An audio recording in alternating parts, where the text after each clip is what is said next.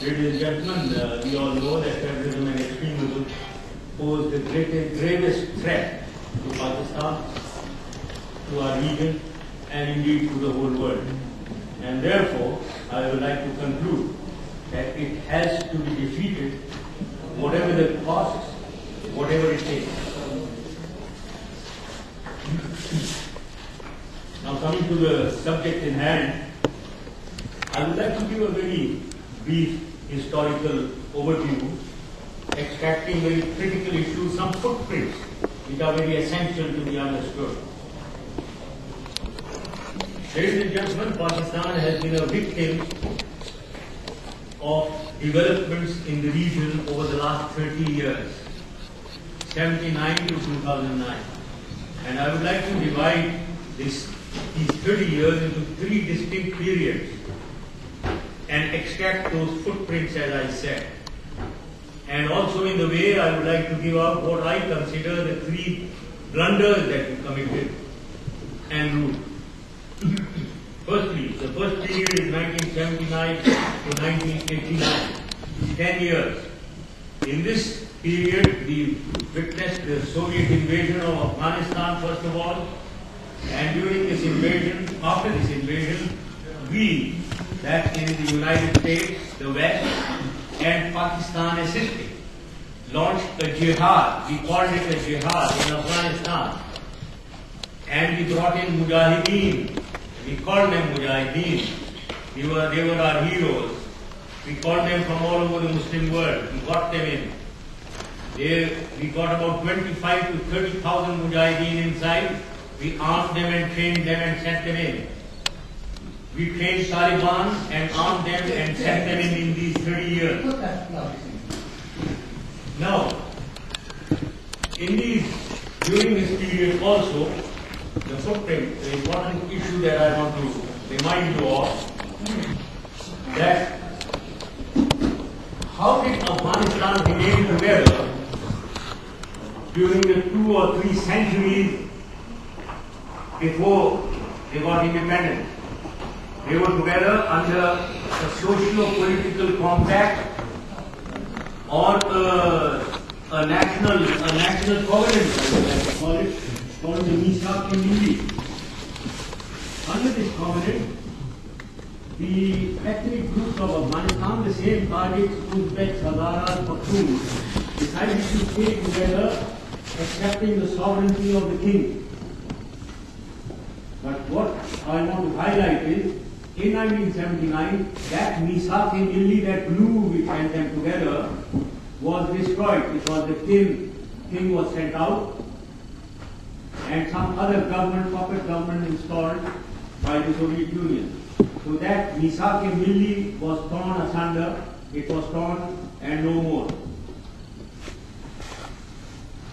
The other point that I want to highlight during these 10 years, where we fought, the Mujahideen fought against the Soviets, the elites of Afghanistan fled the country. And therefore, the lead was taken by the religious militant groups. They were the ones who fought against the Soviets. The elites abandoned ship and they left for Europe and the United States. So these are the 2 points I want to make in those 10 years and the main issues. The blue, the mqmloveyou gone, elites abandoning Afghanistan. The second period is the 1989-2001. 12 years, I call it the period, the disastrous period for Pakistan, where we were left high and dry for those 12 years. Everyone who was with us, the coalition forces, United States, left us high and dry. And this led to warlordism in Afghanistan, each ethnic group fighting the other, warlords fighting each other and ravaging the country for 12 long years. And may I now bring out one essential element, that the mujahideen, the 25,000-30,000 mujahideen who were there, who were brought there, were all holed up there. No rehabilitation plan, no resettlement, and Pakistan alone to fend for them. Everyone left us, United States and the West, left Pakistan alone. And therefore, these very mujahideen who knew only how to fight, they were fully armed to the teeth, coalesced into Al-Qaeda.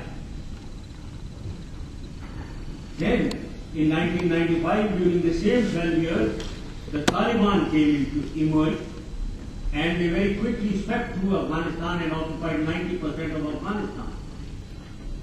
That was the first blunder, I call it the first blunder that we all committed. That we did not go for rehabilitation, resettlement of the Mujahideen who we brought in there.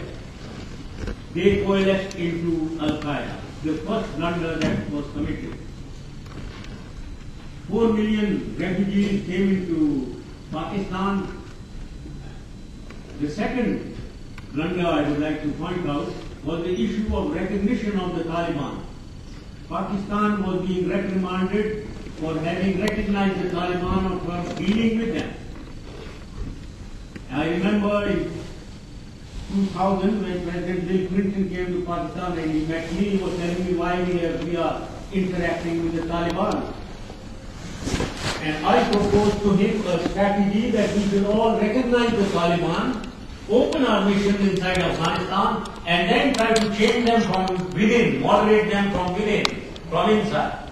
I think that was the second blunder. I call it the second blunder, that Pakistan was alone to recognize the Taliban and be inside Afghanistan. So when the Buddha issue came, the Prime Minister of Japan, the Prime Minister of Thailand, the President of Sri Lanka, all rang me up to save the Buddha. Now we were all alone.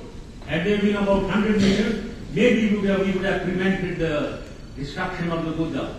Even on Osama bin Laden or Zawahiri, when we are talking of them, if there were 100 missions and all 100 missions that put their pressure on the Taliban to repatriate them, expatriate them or whatever, I think we would have managed handling the Osama bin Laden issue also. With hindsight, I am saying that. So that was the second blunder, that we did not recognize the Taliban and we pushed them into the corner. Simultaneously, in these 12 years, ladies and gentlemen, the Kashmir struggle erupted in 1989, the freedom struggle of Kashmir. And this Kashmir struggle had public sympathy in Pakistan, great public sympathy. And therefore, a large number of Mujahideen groups emerged to support the independence struggle of Kashmiris.